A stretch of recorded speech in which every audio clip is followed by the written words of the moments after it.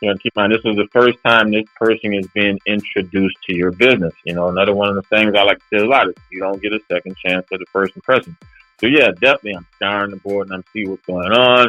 And I'm definitely going to try to get one of my better people out there. I'm definitely not going to send a steady Eddie to a first time customer. It's just not going to happen. Not saying that I don't trust that individual to go in there and maximize that opportunity. Me knowing that, I already know you're just going to go in there and take care of that garbage disposal. You're not going to look at anything else. You're going to get your money and you're going to leave.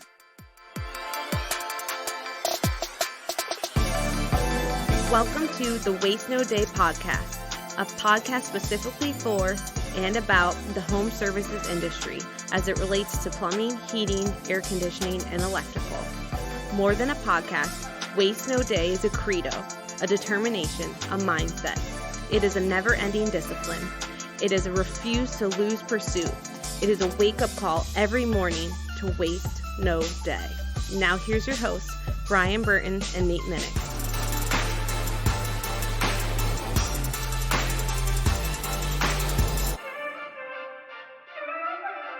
Hey, welcome to another episode of the Waste No Day podcast. Your hosts Nate and Brian hanging out with you on this new Monday morning, and we got a great topic for you, dispatching and more with our special guest, Kevin Oliver, joining us today in your passenger seat, and we're going to be breaking down not only what a dispatcher can do from his side of the table, but how it impacts and affects you in the truck. Really excited to have that conversation today, Brian. But first, let's start off with that quote. A coach is someone who tells you what you don't want to hear, who has you see what you don't want to see, so you can be who you have always known you could be. Tom Landry. Oh. Why are we talking coach? Coach. Because Kevin Oliver, he was my first, I'll say my first dispatcher in like a professional selling tech role at Yes Plumbing in I don't know, the early to mid 2000s, 2004, 2005, something like that. But he unlike a lot of dispatchers I had before him, he called himself and considered himself the coach, like the team's coach. And he would be the first to congratulate us if we turned something. But he would also be, if you ran too many calls and you had clients calling in upset or you just weren't making anything happen, he would also be the first person you would hear from to tell you, you got to step it up, or hey, what's wrong? He would have long conversations with guys. He was he is what I would consider a team coach in a dispatch role. He was also somebody who was very heavy on knowing everything that was happening on that board that day. So you could bump into him in the hallway and say, I don't know if you saw it, but I scheduled for my 2 to 6 call today. I called in yesterday, and he's like, yeah. Mr. and Mrs. Smith, the water heater. Yep. Why, what's up? Like, he just knew every aspect of that board. It was almost like he was obsessed with that schedule. So it was very easy to be dispatched by him because it'd be real hard to surprise him throughout the day. He was dispatching for profit. He knew who was strong where and who was weak where, and he was always ready to have a pep talk with a tech. And that, technicians know that can go a long way because you just kind of feel like you're out there on an island sometimes. And just knowing that somebody's at the control tower or, there's somebody just there seeing everything and knows what you're going through for the day. Man, he could make a really hard day a lot easier to deal with. Yeah, I'm with you on that, Brian. And I love the concept of a coach and how you brought that up in the quote there, because that's really what we're talking about here. Now, you and I, Brian, had the opportunity to do some fly fishing back in May up in the northern part of Maine. We did a great trip up there. Libby Camps. Shout out to those guys up there. Matt Libby, he let me fly his float plane. I wouldn't call it flying as much as I would controlled crashing, but yes. We did not crash, so controlled falling was more like there it. You go. One Aaron Buckwalter, who works with us here, actually got sick from me flying that plane, as he reported in a high pitched voice when we landed. His normal high tone. He said that I was going a little crazy on the controls, but as I answered, if I'm going to fly something, which I've never done before, I'm going to know I flew. I didn't want to just keep it straight. I wanted to see what that thing could do. So, Absolutely. great time. Yes. So anyways, the reason I'm bringing it up is because I've never personally been fly fishing before, ever. Have you? No, that was the first time. First time. All right. So we had the privilege of not only getting to go fly fishing in Maine, which is privilege enough, but of having personal coaches and guides along the way who literally talked us through not only how to do the casting, but where to put the lure, what part of the river we should be in, those types of things. And let me tell you, if Brian and I just decided to pack up our stuff and go out to a local creek around here some Saturday and do some fly fishing that we've never done before, the likelihood of us catching any fish, well, first of all, the likelihood of Brian actually lifting up a fishing pole instead of his phone was going to be pretty much zero. But True story. if he had actually put the phone down and we were trying to do fly fishing, I can't imagine anything good would have came of it. There's just so much to the technique. There's so much to the skill of the presentation of the lure and all these things. And we had the privilege of a coach walking us through those intricacies, knowing all the knowledge, knowing all the tactics and the styles, knowing the lay of the land. And the benefit of that was that Brian and I, as first timers who had never done this before, were privileged enough to actually catch some fish. That goal that we realized, the potential that we realized, was created large in part because of the coach that was with us. And that is the same concept as the power of a dispatcher, somebody who's really in it to be watching out for you as the fisherman, as the technician, plumber, electrician in the field, in an area that perhaps you're not as well versed in, or if you're already good, as some of our compatriots were that came along with us, they were able to help you maximize the opportunities that you were already ready to capitalize on. That type of coaching is a beautiful illustration of what a dispatcher can be for the people in the field. Not only bringing you up and talking with you about slight corrections or opportunities, but encouraging you along the way. Because let me tell you, there was some lengthy periods of time where there was no fish to be seen on the end of my line. And to have somebody just kind of saying, "Oh, it's all right, man. Yeah, it happens. Like, we'll go up the river, we'll find a new spot, we'll get some new fish."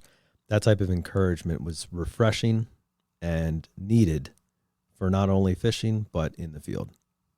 Yeah, and that would be Kevin as a dispatcher, because you could always call in and say, "Oh, got my butt kicked on that last one again."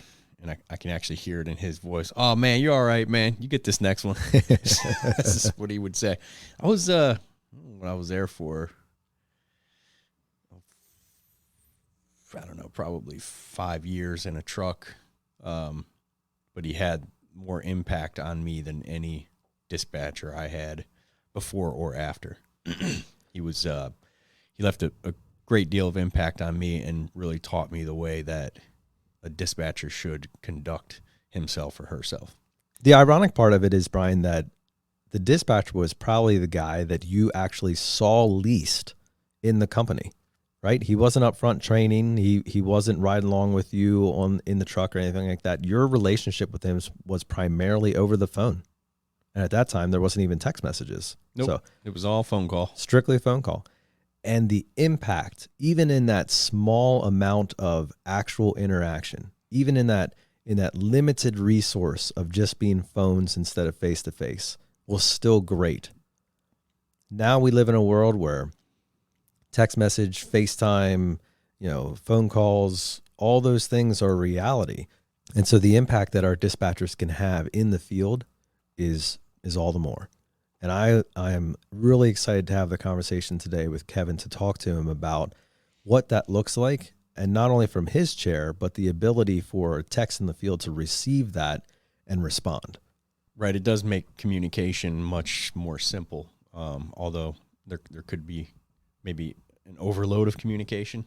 I hope that's not the case, where you're just getting too much information at you all day, every day. Emails and texts from the office and texts from people at home, where normally most of the Brian time, sending out memes nonstop. Yeah, GIFs and memes nonstop. That's me. We're normally, at least most of the time I was in a truck, if somebody wanted to reach you, it had to be a phone call. And if it wasn't somebody you felt like you need to talk to at that moment, you just sent that to voicemail. Now you get a text, you just see it.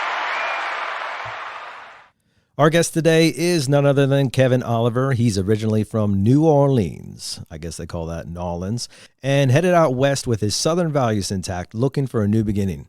He actually majored in accounting while at the University of New Orleans, and it was a part-time customer service job his sophomore year that entered him into the world of sales. He's always been a people person and has one of those take-over-the-room type personalities. After several sales-type environments, he found himself in the world of HVAC and plumbing. In the last 15 years, he's been with his current HVAC and plumbing company and has flourished in roles varying in position. He was able to apply his people and leadership skills to vault himself not only from being a customer service representative to, in about 8 months, being the lead dispatcher, having no previous HVAC or plumbing knowledge. He then, in turn, after a few years of changing the landscape and improving how dispatching and technicians interact, was promoted to current position that he holds right now, which is customer service manager. This position allows him to get even more entrenched in the overall aspect and growth of business. Welcome to the show, Mr. Kevin Oliver. Hi, guys. Thanks for having me. Yeah, thanks for being on, buddy. It's been too long since we've chatted, but far too long definitely since we've hung out, and we got to make it happen again sometime soon. Yeah, definitely, man. If you ever, get back in these parts, we'll figure it out. We spend a lot of time conversating in between calls, so I'm pretty sure we'll have a whole lot of memory lane stuff to go down. Bro, every time we've ever hung out, it's been in your city. Well, I mean, that's why we met, man. Like, right? Yeah. All right. This time you got to come to Pennsylvania. Well, we can work that out. I haven't been back east in a long time, so yeah, we can figure that out. Cool. Let's do it. All right. Hey, Kevin, we always like to learn a little bit about our guests and exactly what got you into the trades and the career that you've been through and then kind of what you're doing now. So catch us up to speed, start us where and how you jumped into the whole thing called the home services industry, and then how did you get to where you are now? Well, I'll start off by saying I've always been a people person, a very outgoing, take over the room type of personality person. So that's always been my background. When I got into the customer service department of the air conditioning and plumbing industry, I realized it was a whole world that I knew nothing about. And I just gravitated towards. I definitely like speaking with people and helping people. And that was one of the things that, got me to stay interested in it. Obviously, the relationship with the technicians and things of that nature. And I started as a customer service rep and eventually, turned that into being a customer service dispatcher representative. Eventually turned that into being over all the dispatchers. And now I presently hold the customer service position, which is over the customer service department. But as well, I do other things in upper corporate structures as well as having customer service conference calls with other customer service managers and other reasons. Apparently, I do a good job from what I hear. I'm not trying to brag. That's just what other people have told me. I'm one of those people. Definitely. I'll interject there and say that I wasn't new to plumbing when I got to your company that you're still at. Yes, Plumbing in Las Vegas. But I was very foreign to anything to do with selling. I despised the idea. I just thought it was one of these things you had to crumble up your principles and throw them out the window to even think to do. And getting there and dealing with the people who were there at the time, that all changed for me. But that didn't make it easy, obviously. And I've always said that having Kevin as my dispatcher made it as easy at least from a dispatching perspective as it could possibly be for me to make that transition. One, because you had a background in sales, so you knew what we went through and what we were struggling with. But two, because we became friends pretty much immediately, and I allowed you to speak into my career, into my life, to tell me when I was screwing up, to I never got defensive with you, at least that I can remember. I always knew you had my best interests at heart and the company's best interests. Like, you were about taking care of the technicians, but also about, you have numbers to hit and goals to reach, and you blended all of that perfectly in a way that I never felt like you were having me do something because it made your life easier. It was always about, I would say, the team first, me second, and yourself third, which is, it's a pretty rare thing to come across in somebody in an authority position. Well, man, I appreciate that. I mean, if I was feeling good, I'm feeling great now. But that's the approach I tried to take. I'll be honest with you, Brian. I try to look at it from, I try to make parallels and comparisons. And best thing I could do as far as dispatching, when I used to tell my dispatchers that I have now is like, you want to look at it, for example, a great example would be quarterback of the team. Okay, let's say you're Tom Brady, for example. All right, and everybody knows who's on the Buccaneers right now. They got a lot of good players, right? There's only one football. Well, at some point in time, Tom Brady's going to have to do his best to get that ball to a lot of individuals on that team without getting other individuals upset. And as the leader of that team, he has to figure it out. So I used to try to incorporate that when I'm dispatching. Like, okay, I got a lot of guys on this team. I may have X amount of calls. I got to make sure that everybody gets fed the best that I can do. Try to keep it spread out as best as possible. I'm not going to try to show any favoritism, but at the end of the day, it's all about the team winning. Because if the team doesn't win, then nothing else matters. I can come in and have a great day. Okay, and once again, if the team doesn't win, none of that's going to matter. And that's how I like to look at it every day in life. And that's what I tell my staff, too. It's like, if the team doesn't win, none of this other stuff doesn't matter. Your accolades doesn't matter if the team doesn't win. You can have the best sales margin across the company. If the overall company doesn't succeed, where does that put you? Out of work. Nowhere. Exactly. Now you got to take those great sales records that you're breaking and try to find a job somewhere else because the team, the company, didn't win. And that's what I always try to tell people. Some of it sticks, some of it doesn't. But that's the philosophy I preach, and that's what I try to live by. Yeah, I love that, man. That's a great way of approaching it, and that really speaks to probably how your success in dispatching has been so affluent. You've been able to not only rise to the ranks individually, but you've also seen plumbers and HVAC techs and the people on the team also rise with you. That's true, definitely. At the end of the day, that's what we're here for, right? I guess some people are here for mediocrity, but that doesn't make any sense to me. Life is all about evolution, right? So why are you going to go anywhere to be stagnant? I don't understand that concept, and I'm not putting anybody down that feels that way, but I always look at things like, okay, how can I do more? It goes back to that saying that a lot of people hear. If you're the smartest person in the room, you're probably not in the right room. And I feel the same way about that. If I'm not the smartest person in the room, I'm probably not in the right room, but there's always more that you can learn.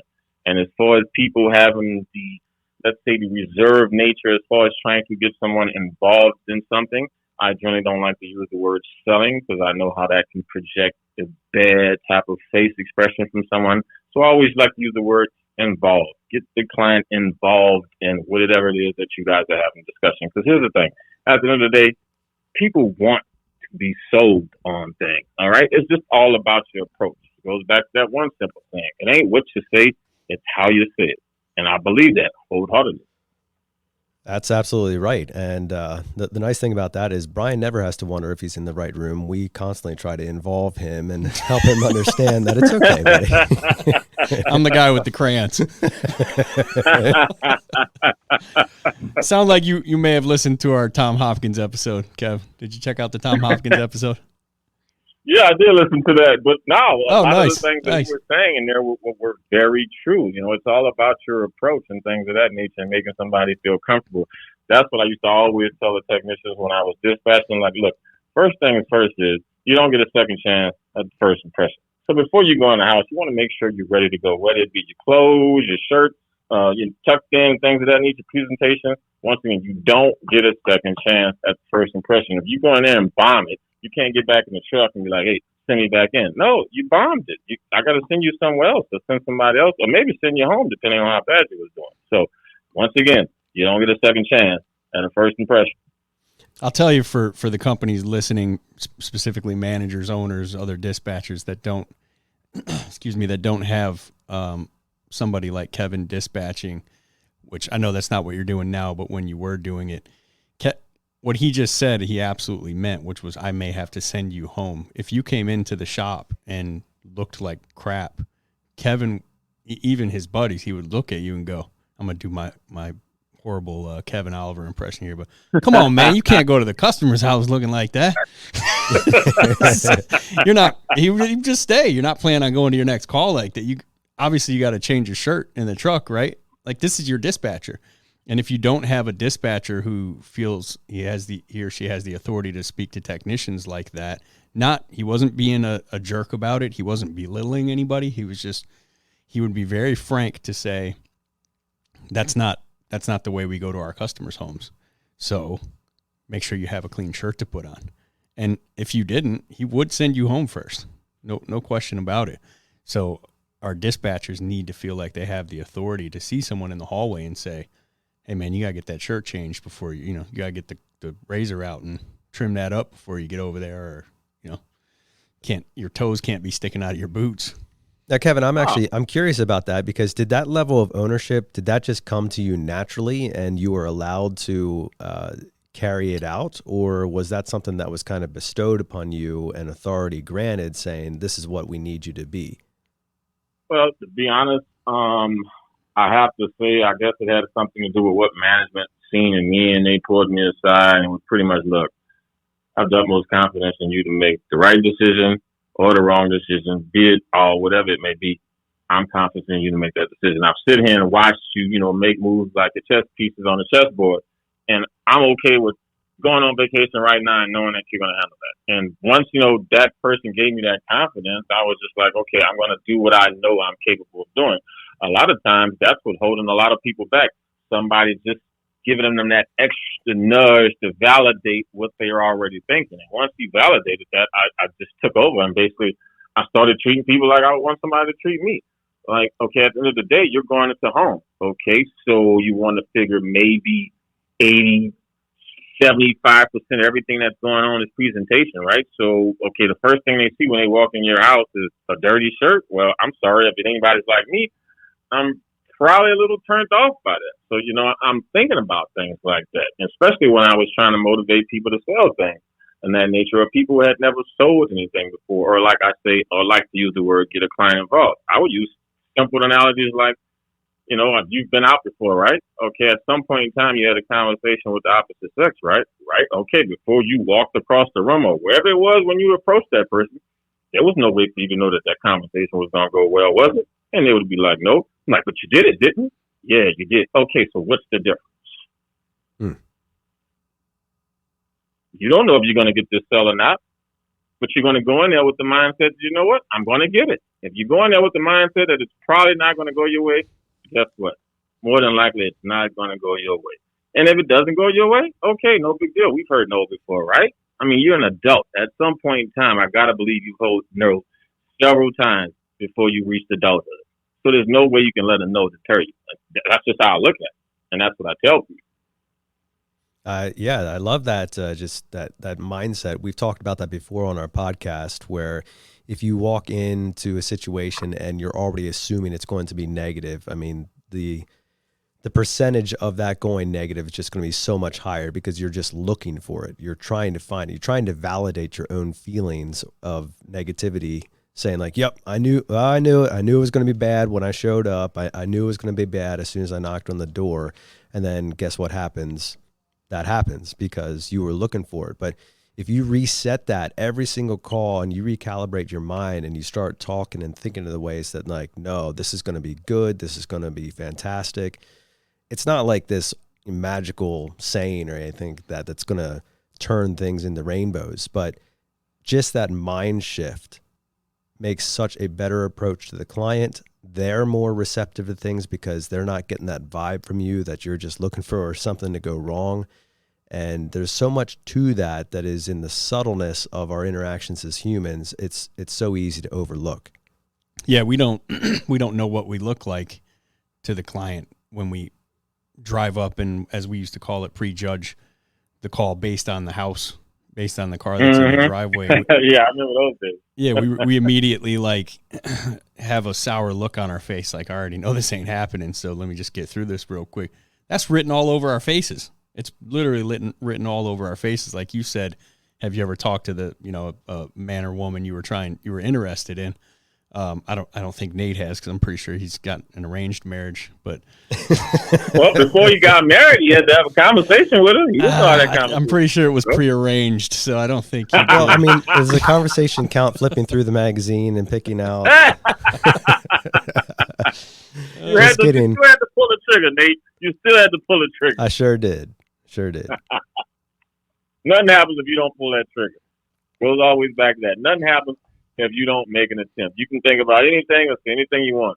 Nothing doesn't happen until you make an attempt. And, I don't know if you remember this, Brian, but a lot of, we used to say this around time.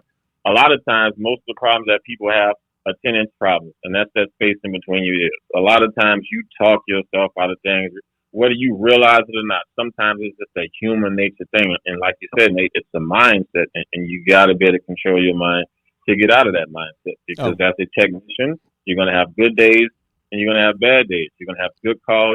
You're going to have bad calls. You have to be able to take that bad call and compartmentalize it, push it to the side and be like, all right, let me reset and get ready for my next call. This call has nothing to do with what just happened on the previous one.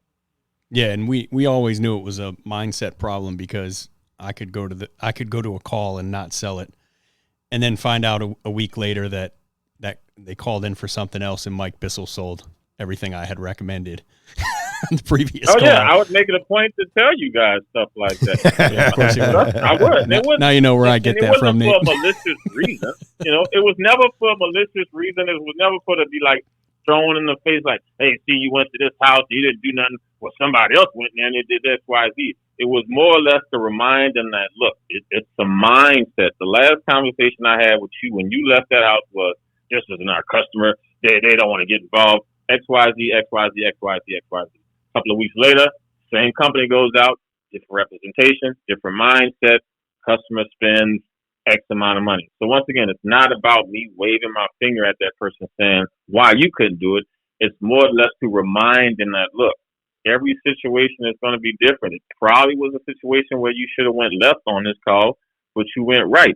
Sometimes you got to think about that, as opposed to always immediately fast forward into, oh, it's the customer. The customer sucks. They don't want that. It's not always that. Sometimes it's you. And as humans, we have a hard time saying it's us. It's just a human nature thing. It's not too often we'll look in the mirror and be like, yeah, I was wrong. I probably shouldn't have did that. It's just not. So, Kevin, I want to dig into that a little bit from the dispatching side. Off air, when we were talking a little bit in the introduction, you were mentioning how, as a dispatcher, you ended up being a life coach and a marriage counselor and an encourager and a cheerleader and everything beyond under the sun. Let's talk about that from the beginning of the day. So, in your role when you were doing dispatching, what was the primary objective for you at the beginning of the day to help the technicians start off in the right mindset? Well, it probably went off what happened the previous day. Those are one of the things I would look for as well, because, depending on if the guy had a bad day on Tuesday and now it's Wednesday, I'm going to do my best not to try to give him all the good calls, but I'm going to keep that in the back of my mind. Look, this guy didn't have a good day on Tuesday, so today is Wednesday. I try to do my best to get him as many good calls as I possibly can. But once again, it's up to him to actually do something with those calls. And I'll actually physically have a conversation with that tech, before we get started. I'll be like, look, okay, I know you didn't have a day that you would like to have yesterday, but today's a new day, just like anything else. We have to turn the page. I'm going to do my best to help you have a better day today, but I need you to be able to be with me. I need you to be there, because if you can't be there, then you know what's going to happen. It was never a secret. Like, all the technicians knew that if they wasn't doing too good, that eventually I was going to send those calls elsewhere, or depending on how bad they were doing, I probably would set them down for a minute. Once again, everybody understood that. It was never a secret. I was very open in my communication with people, letting them know this is the scenario, this is what's going on. If you're not doing this, this is what it's going to turn into. So, it never caught anybody off guard. Like I said, I always had a conversation with everybody first thing in the morning. Hey, what's going on? What's happening? This is what we got. It's going to be a great day. Kind of like a football coach, getting everybody motivated and pumped up. And this was after they had the morning meeting with the managers. Once again, I was just continuing that motivation to get them pumped and ready to go. Because once again, I come from this sales world, and I know how hard it is to get pumped up every day to go out and get somebody involved in any type of process where there's going to be revenue taken from that person. It's not the easiest thing to do. Now, those conversations, were they happening face-to-face, over the phone, via text message? What that look Sometimes I like? would catch guys right out the meeting. If I didn't catch them right out the meeting, I'd call them on the phone. For the most part, I used to try to catch them right outside the meeting. Or sometimes I would just come in the meeting. Like, we had that rapport. Like, the way it was initially set up, dispatching was to be more so part of customer service. But I think I changed the game on that. And once again, I'm not trying to brag. I just made it so where it was more part of that department. Like, okay, I'm not a dispatcher. No, I'm the plumbing dispatcher.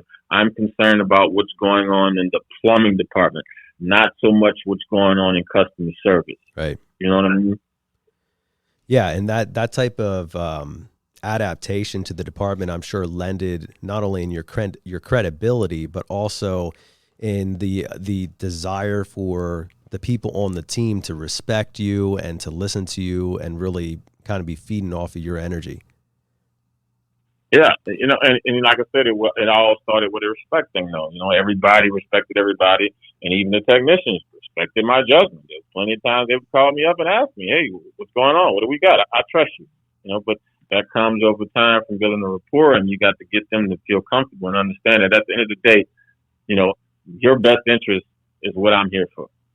Your best interest is what I'm here for. Every individual. I don't have favorites. The team, the team victory is what I'm looking for. If you hot today, then yeah, I'm going to feed you. If you not, probably not so much. But I'm going to let you know about it. I'm not one of those individuals that's always going to point out, hey, you didn't do anything today. You didn't do anything yesterday.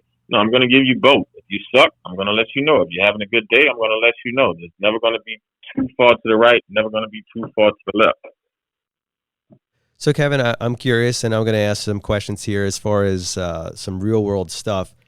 Every dispatcher knows it's pretty hard to remove yourself, your feelings from the actual situation, right? You do have those technicians that are kind of your buddies, and they're always like, good to go and help you out. And then you have some technicians who are a little less, let's say, friendly, and it might be easier to kind of look negatively about them. How did you balance that type of real world scenario with that mindset of like, hey, the team wins, the team wins? Oh, I can help with that. I can help with that. if you weren't, and I'm going to say a hitter, and what I mean by hitter, believe me, when I started running calls, I was not a profitable technician. I just wanted it really bad. I was obsessed with getting good at it. And like so many of the guys we had on the team at that time, those were the guys Kevin was friends with. Frankly, the ones who showed up and just wanted to, get an hourly rate and get out get home as early as possible, and they didn't really care what they did that day, and they just wanted to stay out of management's crosshairs and get home as early as possible and make as many stops between calls as possible and waste their day. Kevin had very little time for. Kevin's buddies were, he's competitive and he's driven, so he was the coolest with the other techs, me, Brent Buckley, Joey Feliciano, the Mike Bissell, the guys who were like super driven and always wanted to go out and make the best of the day. Is that pretty accurate, Kev? That's pretty accurate, but at the end of the day, you have to put the facade on to make it seem like you got a good relationship with everybody. But yeah, the people were really driven. Yeah, I may have associated with them outside the work. The people who showed up and did bare minimum. Yeah, we had a cordial working relationship, but that's as far as it went. And I understood that. As a manager, I tell people now, because sometimes I have other managers and they get frustrated. We all want everybody to do their best. No different than a parent wants the best for his kid. But we all know that that's not always going to happen. If you have 3 kids, you might have 2 kids that's going to go to college and shoot for the moon. You may have one that's just aloof. It happens. No different than being in management. If you got a staff of 15 people, you may have 10 that's going to be rock stars. You may have 5 that's just going to do just enough to keep their job. And that's okay. It is what it is. We would love to all 15 of them to be rock stars, but let's just be honest. We're in the real world. That's just not how the real world exists. It's very rare that your whole team is going to be full of rock stars. It's just hard for that to happen. You have to understand that as a person. That's just life, and you have to figure out a way to still get those people want to show up and do just enough to do just enough. I'm like, okay, as long as you do just enough to keep your job, that's great. If you don't want to do more, that's fine. But you still have to monitor those people, because the ones that want to do just enough, it won't take long before they slip below that, the equator line, and it's like, okay, what's going on? And you may have to find somebody else and go in another direction. So, but once again, it takes all form of life. One of the things I like to tell my staff is, it's billions of people on the planet. It takes all kinds to make up the universe. Yeah, I like that. So as far as keeping people motivated, whether you're shooting for the stars or you're just shooting to keep your head above water, I mean, did you look at that as the same approach? Did you have to kind of exhibit the same amount of energy for that? For example, if you had Brian, who was really a great plumber, he was super driven. And great plumber is probably a stretch. Okay, so he was a plumber that was super driven. Did you have to extend the same amount of energy into motivating him, like when he was having a slump, as you would, for example, me, if I tried to get into a plumbing truck and I was just trying to keep my head above water? Nah, people who were about their money and were driven like Brian, it didn't take much. Most of the time, you just tell him what was going on and told him the nature of the call, and you could hear the wheels already spinning in his head, like what he was planning on doing in the calls. It was generally the latter, the people, the steady eddies that I like to call them. Those are the ones that you got to spend a lot of time with, because like I said, their whole mindset is, I just want to do just enough. And sometimes just enough is okay, but there's days where you need to do a little bit more. So those are the people that you probably spend more time coaching-wise as opposed to your go-getters. Your go-getters just want to know what you got. Have your little normal usual conversation. Hey, this is what I got for you, man. I know this is going to be good. You killed it yesterday. I got another one for you. Because like I said, the moment you tell them, hey, I got this leaking faucet, this is the first time we went out there, he's thinking already, oh, leaking faucet? Now, he already knows the leaking faucet, but in his mind, he's thinking, first-time customer, I can go in there and get him involved in a whole lot of stuff. Whereas a steady Eddie is just like, oh, okay, I'll go in there and fix that faucet. And it's like, okay, Eddie, but there's other things you can go in there and look at. Remember, the key word is, this is our first time going to the home. That's very rare in the service department. So if you got a first-time customer, you got to go in there and get the works, buddy. At least swing for it. So talk to me more about that, Kevin, as far as the value that your role placed upon first-time clients. Like when you would see that first-time client hit your board, did you, like as a dispatcher, did you spend time investigating the client? Were you very particular about who you sent there? What did that look like? I didn't spend too much time investigating the client other than realizing obviously it's the first-time client. So this, right. Keep in mind, this was the first time this person is being introduced to your business. Another one of the things I like to say a lot is you don't get a second chance at the first impression. So yeah, definitely I'm scouring the board and I'm seeing what's going on. And I'm definitely going to try to get one of my better people out there. I'm definitely not going to send a steady Eddie to a first-time customer. It's just not going to happen. Not by itself. I would definitely have to send him with a supervisor. I don't, not saying that I don't trust that individual to go in there and maximize that opportunity. Is that once again, this is a steady Eddie. I know your mindset. So me knowing that, I already know you're just going to go in there and take out that garbage disposal. You're not going to look at anything else. You're going to get your money and you're going to leave. Now, one of my, upper tier techs, like a Brian, he's going to go in there and replace that garbage disposal, and then he's going to veer that conversation over to somewhere else. Next thing you know, he might be calling me back 30 minutes saying, hey, block me out all day. I'm doing a filtration system. Steady Eddie's not going to think like that. And those are the things that your dispatchers have to keep that in mind. Like first-time customers are very valuable. Like I said, this is our first time touching this person's property. So we've never replaced their water filtration system. We've never replaced their water heater. There's tons of things in there we've never looked at or touched, and we have to go in there and maximize it. Steady Eddies were also good for Kevin calling me and saying, this is our second time out. The first time Steady Eddie checked the water or did a water test and found there to be, high hardness and a lot of chlorine. So they were good for the alley-oop. Yeah, good for maintenance calls too. Okay. So I'm curious, as far as when you were looking at their board and you would see a new customer, would that be like the most valuable call on the board, or would that kind of match up with some other opportunities depending on what you were looking at? Nah, I just want to, just depending on what I was looking at. I didn't never looked at it as, okay, that's the most important. I'm being totally honest with you. As a plumbing dispatcher, there's never been a scenario where I think, any particular call was more important than the other. Now, depending on the nature of the call, it may determine how quick I'm going to get out there. But I never looked at it as, okay, this is call. We got 100 calls on the board, but this one right here, this is the mother one right here. No, because as far as I'm concerned, every call is opportunity. I come from the school of the adage, the train of thought is, your goal is to get in the house.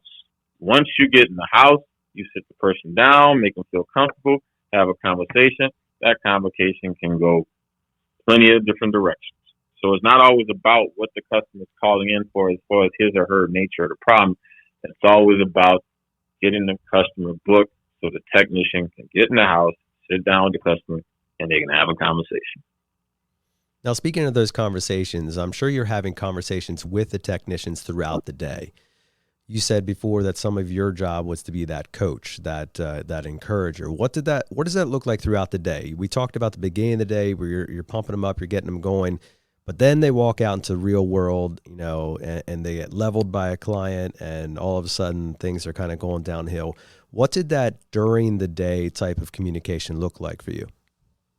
I mean, it's going to happen. Like I said, it's going to happen. Michael Jordan's one of the best basketball players in the world, but he missed shots, right? All right, it's going to happen. But you, as a person, has to remind that individual, like, you are that dude. Okay, you went in there and you swung, you missed. Okay, it happens. You don't think you're confident enough to go into the next house? I know you are. Dude, yesterday you just killed it. You just had one bad visit. You got to let it roll off like sweat and refocus and go into this next house. Because I'm telling you, this next house is going to be the one. Do you feel it? Once again, you got to lift them up and remind them sometimes of who they are. Like, look, yeah, all right, I know it's been a struggle. Once again, you're still that dude. You're still that guy that did X amount of money in sales, let's say 2 weeks ago, or whatever it may be. Sometimes they just need that extra bit of encouragement. And a lot of times, like I said, that is going to be your role because after, the morning meeting, management's all doing paperwork. Sometimes they're on conference calls. A lot of times they don't have the free time to sit there and have those conversations throughout the day with the technicians because they're doing other stuff, whether it be having conversations, like I said, with other managers, whether it be having conversations with corporate, or just doing paperwork. So that extension is going to fall in the hands of the dispatcher. And if management is very comfortable with you, they're going to allow you to make those decisions. And that's when you're going to know whether you've arrived or not as being a good dispatcher or not. If management's able to put those decisions in your hands, you know you've made it. If they haven't, then you haven't made it yet. So, Kevin, looking at it from a different perspective, you said that you had made kind of more of an alliance with the actual operations, the service team themselves, and less in the customer service world. How did dispatch and customer service work together, though? Because obviously you were still getting your calls and information from them. So, it's not like you could separate yourself so much. How did that work? And obviously now that you're overseeing the entire customer service teams, how do you see the two roles integrating together? Well, I kind of, once again, changed the process when I got here and the way things worked. It got to a point where what I started doing as far as dispatching is I kept in constant communication with customer service or the customer service manager by letting him or her know what I need. I'm not sure how other companies plan their schedule, but I even brought it to once I became the actual customer service manager. Like, I plan ahead. I don't believe in coming in and looking at the board and saying, I need 20 calls, get me 20 calls. They're like, okay, we live in a world where, all the stars would have to align for you to have that situation every day work in your favor. So I always plan ahead. So, like, for example, to be totally honest with you, right now, the soonest you can probably schedule a maintenance appointment on my plumbing schedule is probably 3 weeks out right now. Like, I still have room for incoming calls as far as anybody has a challenge, but the way I do it is I always have my board filled up. Let's say 50% of the board is always filled up with maintenance calls. Right. That avoids me having days where the board is empty and I have to scramble and figure out what I need. So I always send them I would guess the best way to say it is I send them a forecast. Kind of like what the weather is going to look like. So it's like, okay, for the next 4 days, this is how many calls I need.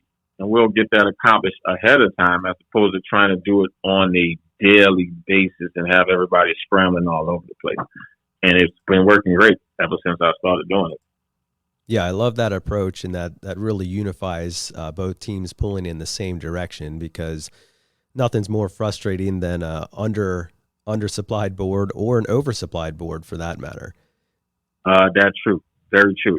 So it gets to a point, and another one of your jobs is dispatch. So throughout the day, you're looking at the board. Okay, today, let's difference. Today is Wednesday. You're dispatching. You're looking at Wednesday, but throughout the board, periodically, you're peeking at Thursday to see what's going on Thursday. Once again, it's chess, not checkers. You always got to be thinking the next day, the day after that, or even next week. And that's how I incorporated it. So as the day is going on, I'm peeking. I'm looking at Thursday. I'm looking at Friday.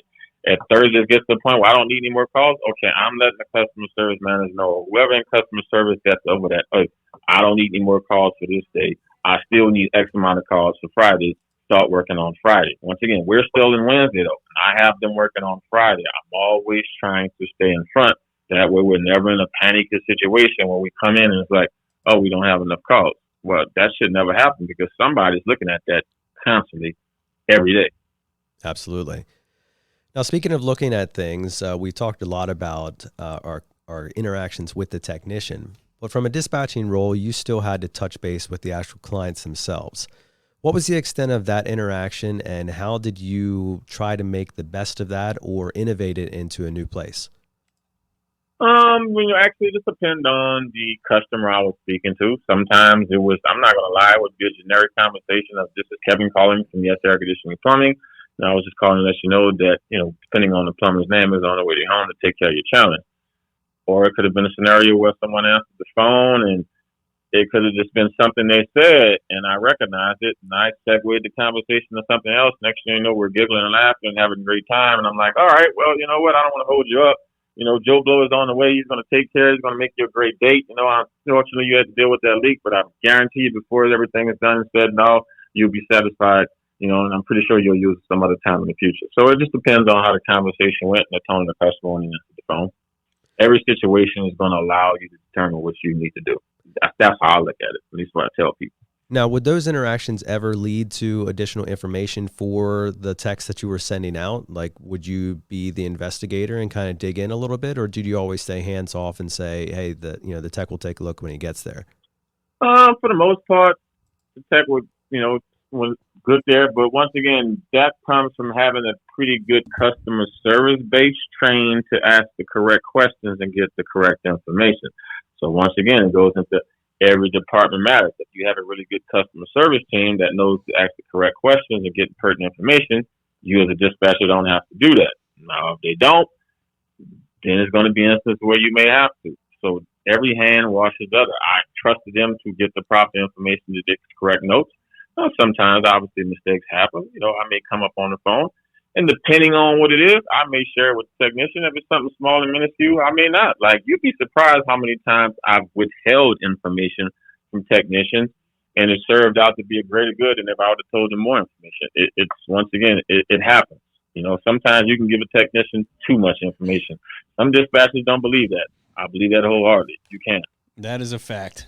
If there's a leak in water heater on the schedule and I'm running that call and I have to drive an hour and 15 minutes from one call to the next, I would rather just see leaking water heater than say leaking water heater 1 year old. I don't want to know until I get there because I'm geeking myself up to, swap out a water heater and, hopefully they have some needs for some water treatment and some other things that can be done.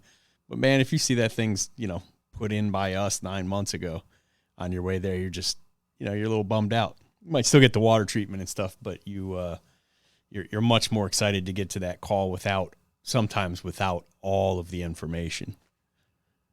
And that's exactly what I was talking about. There's plenty of scenarios why I have done that. And I would just put in the page leaking water heater. And I'm telling you, Nate, I would wait till the technician got to the house and I would give them the rest of the information. Kevin, I'm curious, throughout the day, inevitably you're going to come across some pretty stressful situations. Give us some examples of the things that stressed you out as a dispatcher and what you did to overcome them. Well, obviously, number one was, not having enough calls.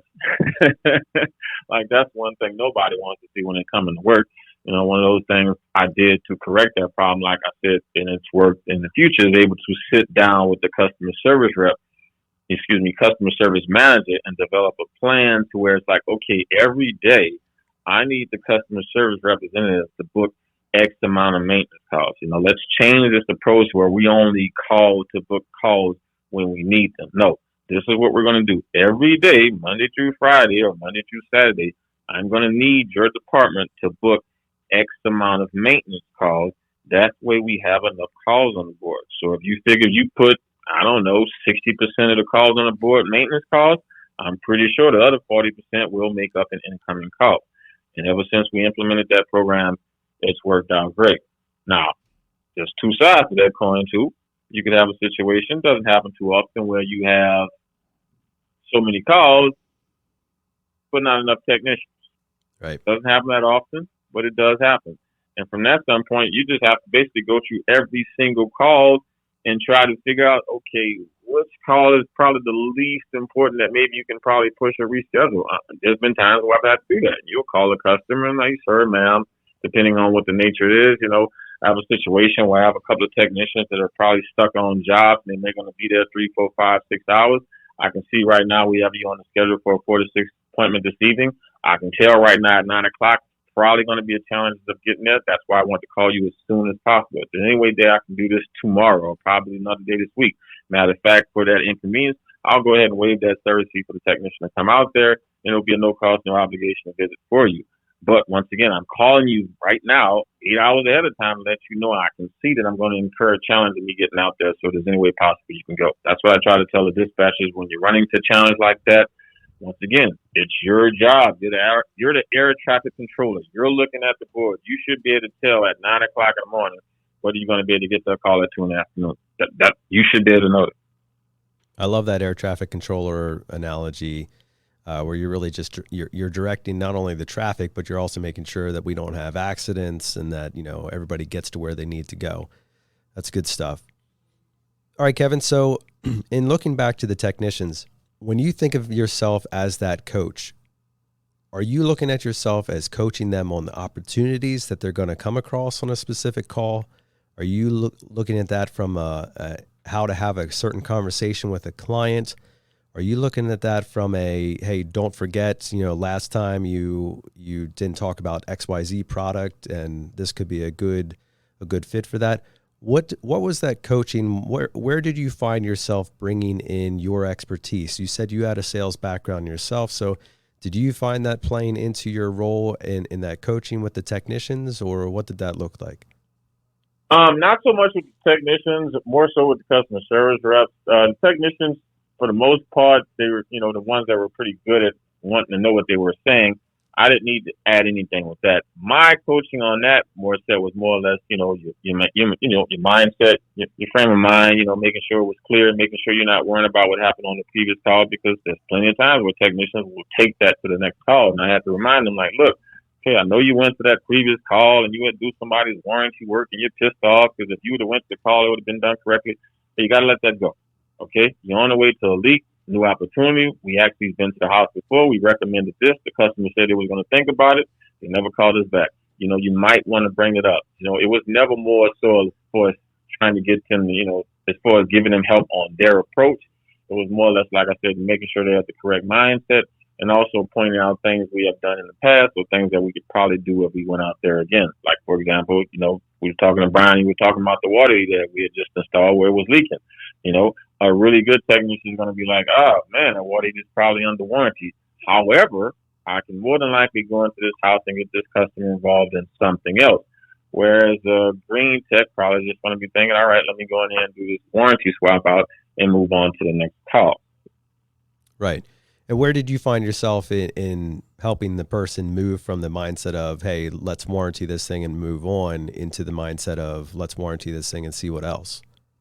By getting him to realize that, look around, look at this building. Like, this is not mom and pop shop. This is a corporation. Look at your other coworkers. Like, there's opportunity out there to make revenue. Like, once again, you're in a home. You're in a 2,500, 3,500 square foot home. There's plenty of opportunities in there for you to create other revenue, whether you're looking at the pipes, whether you're talking home filtration. Sometimes you may have a conversation with that steady Eddie and ask him, what do you have in your house? You have a filtration system, right? You like it, right? You don't think that homeowner would like one of those filtration systems? you'd be surprised how many times they'd be like, you know what, I never thought about that. Something as simple as that. Yeah, that's a good question to be asking. All right, so we're kind of bringing it in for a landing here, Kevin, and I want to talk about the end of the day, as that's another part where dispatch is going to be involved. What did the end of the day look like for you as you were kind of tapering out of calls and guys were finishing up? Did you kind of give them any words of advice to wrap up things? Look at you guys who didn't have such great days and encourage them, hey, tomorrow's a new one, you'll get it then. Any type of special tactics or approaches that you took towards the end of the day?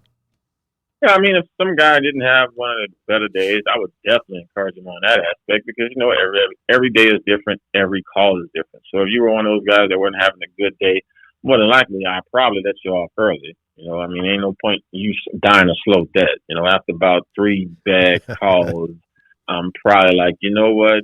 Once again, it happens. Sometimes we have bad days. You know what? Best thing to do, how about we just call it? You go home, have a drink. If you drink, or just relax. We'll get it going again early tomorrow. There's no point in giving you more calls for you to get more zeros and more no's. That's just going to make you feel that much worse than you already feel. So sometimes as a good coach, once again, you got to be able to realize that, hey, your starting pitcher don't have it tonight. You got to take him out of the lineup, once again. But you have to be able to realize that and have a conversation with that person as well. It's not you just getting on the phone and like, hey, Brian, you suck today, I'm sending you home. No, that's not how you want to word it. It's like, hey, man, it is what it is. Beat sometimes it happens. It's not your day, man, but we know you killed it. You've killed it before in the past. But how about we just call it today, man? Because I know you ain't feel it. More than likely, it's going to be like, yeah, it's probably rough. Yeah, I understand it happens, but we're going to get him tomorrow, right? You'll be like, yeah, damn straight we're going to get him tomorrow. And you'd be surprised how many times, technicians would, actually appreciate me for doing things like that because they know. People know, we know when you're not on. And you'd be surprised how many times people be like, man, I appreciate you letting me off, man. I went home. I cleared my head. I came back today, man, and I'm ready to get it. So it just depends. If somebody was having a good day, then yeah, I'm going to give him some more calls later on that day. So it just depends on the situation and the technician I'm talking to at the time. We all like to say that there are no better calls than other calls, but I think we all, at least in the plumbing trade, know that the 13-year-old, 40-gallon gas water heater that's pouring water out from the bottom of it in a home where the client has been doing business with us for 10 years is close to a lay down as we're going to get. And we know there are certain calls, even probably certain last names, and we don't have to bring any up, but one probably in particular that if you send a tech to, we'll say the average is lower on that call, making that tech and the company money than the water heater.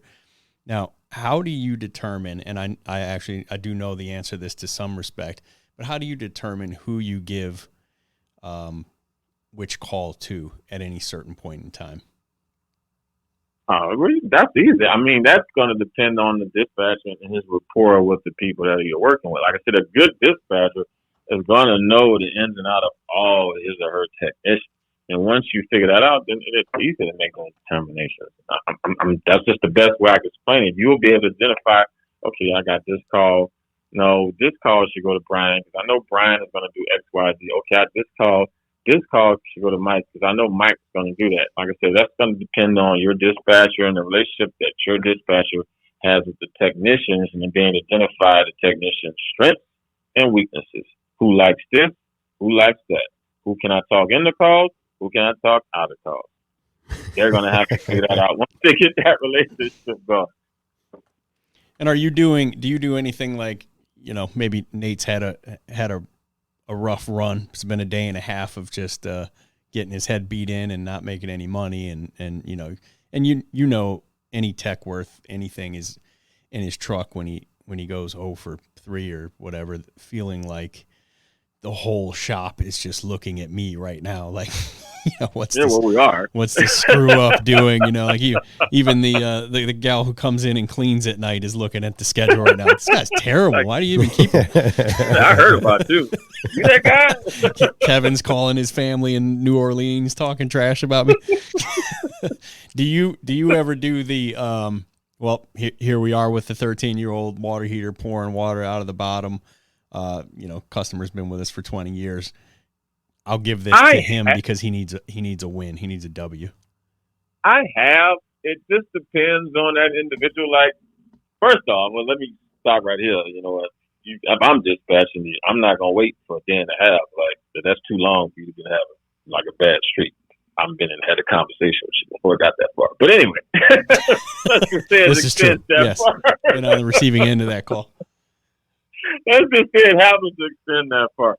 If you're a really good person, and like what I mean by good person, meaning like you show up and you're giving it 100%, and I know you're giving it 100%, it's just not going your way, then yeah, I'm going to throw you that bone. But if I know you're not giving it 100% and there's still some improvement you could be doing to make that, sway in your way, then no, I'm not. Because I'm going to be like, well, yeah, you've been having a day and a half of bad stuff that didn't go your way. But if you would have did maybe A, B, C, D instead of F, G, I, then it probably would have happened. But like I said, if you're somebody like Nate, stand-up guy, expects his wife, chick splash and walks off, I know Nate does well. Nate means well. He's just, he's in a rough spot right now. So I'm going to throw it to Nate because I know Nate's a cool guy. But somebody else who ain't giving it all, no, I'm not. Why should I? Why should I reward you for not doing what you're supposed to do? No, I'm not. Appreciate that, buddy. We pretty much got to tell the story now. I don't know how we get around it. See how I slid that in? All right, Nate, now make up a story about how good of a guy I am. Yeah, we should ask Kevin about some of that, the dirty secrets of Brian and the plumbing. You there? Well, what happens in Vegas stays in Vegas. So. Oh, yeah. Hey, Kevin, I'm sure that some of the things that you focused on in dispatching and interacting with the technicians have been very rewarding. What do you look back on as your time in that role, and what have you found to be the most fulfilling part of it? I'll be honest with you. I'll say the relationship with the technicians, watching them grow and do well. People like Brian, people like Joey, just watching them grow because, I think, I played a part in that. I would like to say, would it be 0.2%? That's fine. I would just like to think I played a role in that because at the end of the day, I'm always trying to, help people maximize whatever it is that they're here for. Like, okay, you came here to be a plumber, all right? So look at it like this. Whatever you're trying to do, why wouldn't you be the best at it? I don't care if your job was to be on the side of the road picking up trash. Okay, well, I'm going to be the best side of the road trash picker up there is. I don't care. If I'm a window washer, I'm going to be the best window washer it is. Whatever you're doing, why not be the best at it? Otherwise, why are you doing it? Love it. All right, Kev, that's all we got for you today, man. Thanks so much for joining us on the show. It was so good to be hearing from you. You have such a refreshing perspective and uplifting, optimistic view on not only the home services industry, but how your impact upon people in the field on a daily basis can make such a big difference. Oh, anytime, guys. I appreciate it. I feel like a celebrity now. Can't wait to tell people, hey, I was on the podcast. Yeah, buddy. Some respect. Also, when you tell them to subscribe, set up auto downloads, and go ahead and hit us with a 5-star rating. Thank you. Oh, Brian, I'm going to tell them all that. I'm like, you got to subscribe, man. All right? People respect my opinion. They want to hear what I had to say. They ain't want to hear you, did they? They don't hear you on no podcast. Yeah, awesome. We look forward to bringing you back on and making you a regular on the show, if that's all right with you, buddy. Anytime, guys, anytime. Great. Thanks so much again, Kev. Yeah, appreciate you. We'll have to eventually incorporate a happy hour podcast, man. Yeah, buddy. We'll have to do one of these from, what was that, Green Valley Ranch Sportsbook last time we hung out? Oh, yeah. Sportsbook's always nice. That's the office. That'll be on another college football Saturday. Why not? Yeah. Beers and hot dogs, buddy. Yep. For those who don't live in Vegas, if you put a $5 bet on a parlay card that lasts 5 college football games, you drink beer and eat hot dogs for free the entire day. Which is exactly what we did. You come out dead. But it's fun though, man. You gotta experience it at least once in your life, Nate. You don't do nothing else. Yeah, for sure. We gotta get Nate on that. Awesome, Kev. Hey, we appreciate you being on the show today. Thanks so much, man. All right, guys, not a problem, man. Y'all have a good one. You too, buddy. See ya. Hey, we hope you enjoyed the show today with Kevin Oliver. It was awesome to hear some of his advice and perspective on dispatching and so much more. I think the show was really insightful, not only for those of you who are in the office dealing with customer service or dispatching issues, but also for those of you in the field listening to how really effective dispatching and the interaction, the back and forth between the field and the office can make for such a big difference in not only the outcome of your day, but really the outcome of the team. I love that mentality that if the team doesn't win, nobody's winning. And so Kevin brought such a good perspective on that. Really appreciated the words. So for those of you who are out there looking to make yourself better, make sure you listen to this one again. And there's some really good stuff in here about how to keep yourself in the right mindset. For those of you who are in charge of dispatching, we appreciate you. Thank you so much for what you do day in and day out. I know it's easy to go overlooked and underappreciated in that role. And we thank you for the roles that you have in dispatching and making sure that we get to our calls on time and in keeping us encouraged and communicated with throughout the day. So keep doing what you're doing. Keep doing that well. And listen to this episode for some really good advice to how to do it even better. We leave you here with this, as we do every single time, to challenge yourself to become better, to challenge yourself to find that next level, to move up, to keep becoming the better version of yourself, and to choose each morning to wake up and waste no day.